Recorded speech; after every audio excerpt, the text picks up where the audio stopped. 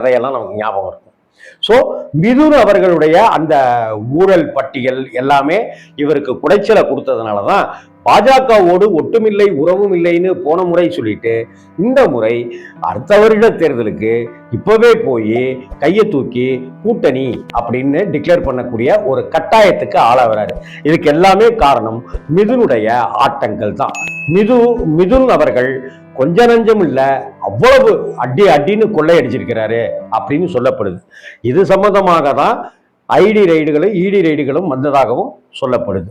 ஆனால் இது எந்த விஷயத்தையுமே நாம ஊர்ஜிதமா எதுவும் சொல்ல முடியாது அப்படின்னாலும் கூட சம்பந்தி விவகாரம்ங்கிறது சந்திக்கு வந்ததுதான்.